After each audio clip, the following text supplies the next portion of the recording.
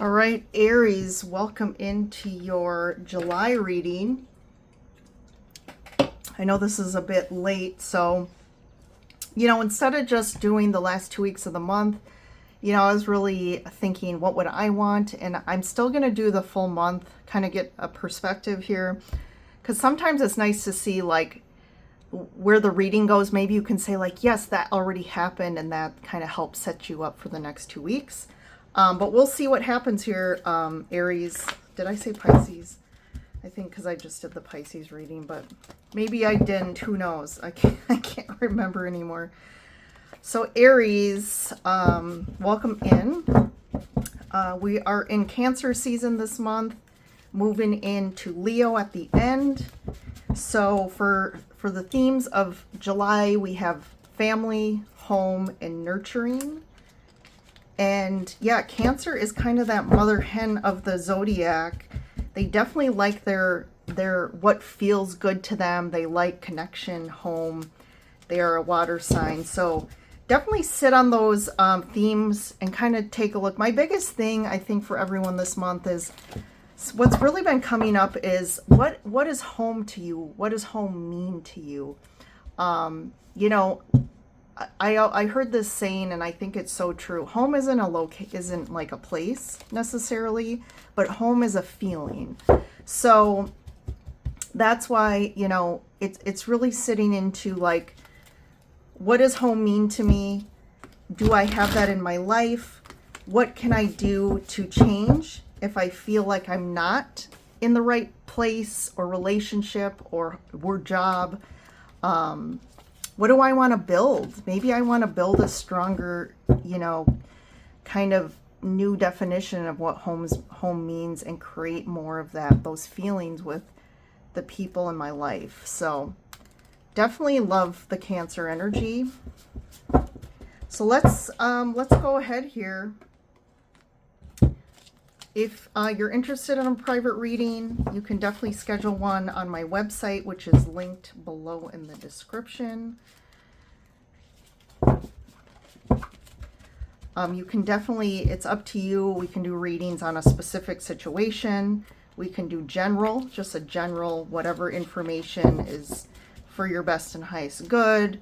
We can do just love and categories. We can do like a love romance reading, work, wealth, whatever kind of floats your boat. So just some things to think about. All right, let's go ahead. I'm using the Transparent Oracle, which I haven't used before on my channel yet. So I thought, why not do that for July? So first card out is card 67. We have card 42. Lots of faces here. Both cards have faces in them. I'm going to actually read from the book once I pull all three. And then 70, which is the web. So interesting. I feel like this has a lot to do with the web that we've weaved, that we're interconnected with a lot of different people here. There's a lot of heartstrings here, and maybe we're too interweaved here in the web, and we're kind of stuck because we weaved a web and kind of with people that maybe, let's see, we'll read the cards, but we'll see if it's positive or if there's something that you need to shift. So the first one was card 67. So this is the card of empathy, receptivity, emotional connection, shared experience, and sensitivity. This references the heart chakra here, and the element of water, which is Cancer. So in this image, we see three hearts joined at the center to make a clover shape. So this is about connection and patterns. There are many definitions of empathy, perhaps because of conventional science's reluctance to accept that it may be possible to actually feel the emotions of another person. But in this case, the emphasis has been put on the ability of the open heart to sense and experience the emotional state of another being. This could be a partner or friend or family member, doesn't necessarily have to be human. This ability can enable communication with animals and even nature spirits or spirits on the other side. So there's something about emotional sensitivity here and you needing maybe, to me, it's kind of saying some guidance this month to be a little bit more empathetic, kind of focus on what the people in your life are needing, and how can you show up from a more emotional standpoint and connect through the heart. Okay, and then we have 42. That is the angel card. Wisdom, protection, guidance, power, answers, change. So I almost feel like, too, this is about, there's that sense of telepathy with 67. I almost feel like there's some messages or guides or spirits coming, trying to talk to you or coming through to you. There is a lot of angel presence around you right now to help and protect you through a situation. But let's see.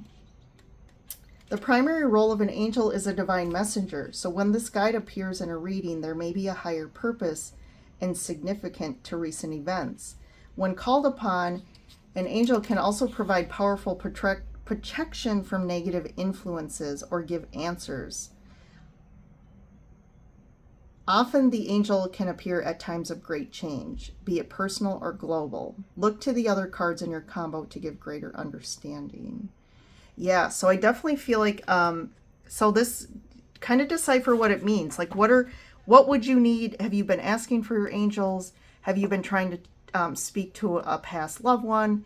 What is it that you've been asking for help or assistance with? It could be a specific situation. It could be just emotional.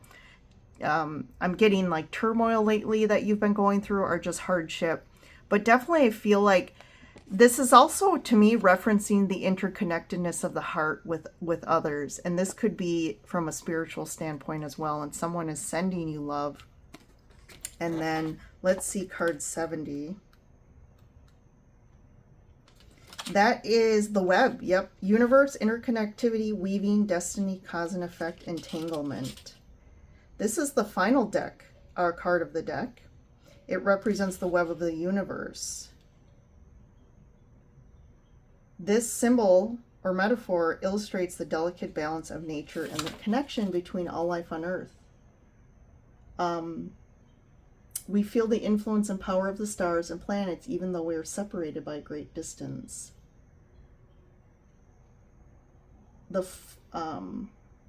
So we are all connected, all a part of each other and everything else. And that actions which affect one thing will inevitably have consequence on a larger scale.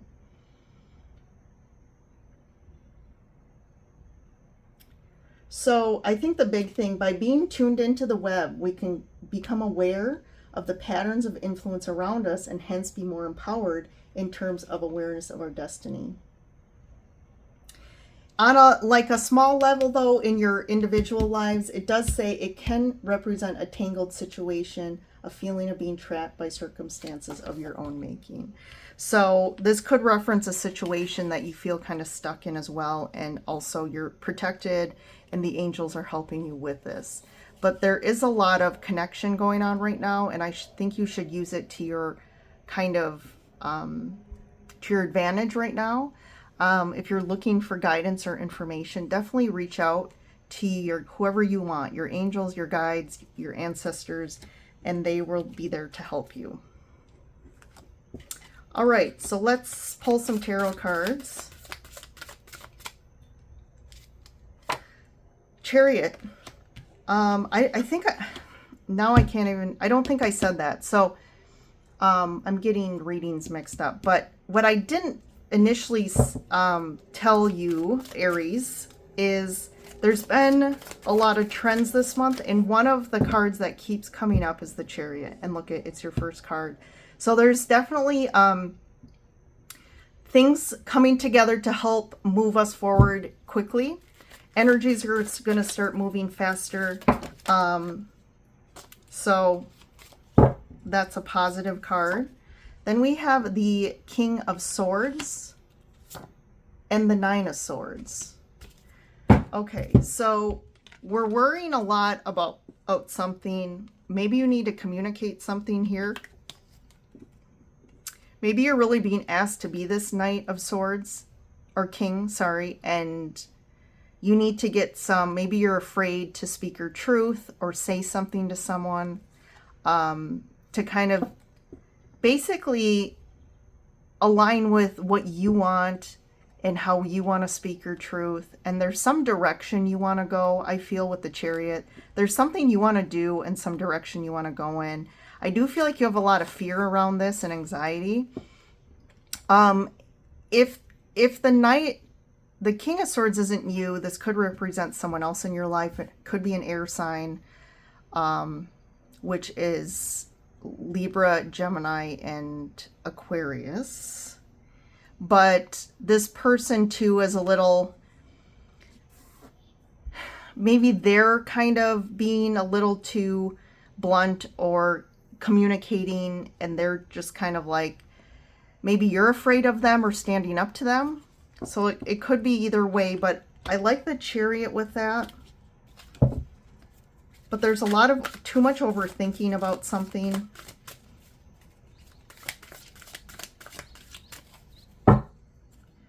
All right, so we have the Four of Cups, the Moon, and the Ten of Cups. So I like this. So there could be a situation that you're still in the dark about and you're not sure how it's going to play out yet. But I feel with the Ten of Cups, I feel like you don't have to worry. So if this Nine of Swords, this worry and anxiety or fear, the Moon can also be fear or just not knowing what's going to happen with something. But I definitely feel like you're leaning on the more negative side right now. Maybe you're playing all the worst case scenarios in your head and you're kind of like, poor me, why am I having to go through this? There could be some disappointment you're dealing with, but ultimately I feel like the Moon, the dark right now is hiding some good things that are going to show itself to you in July by the end of the month.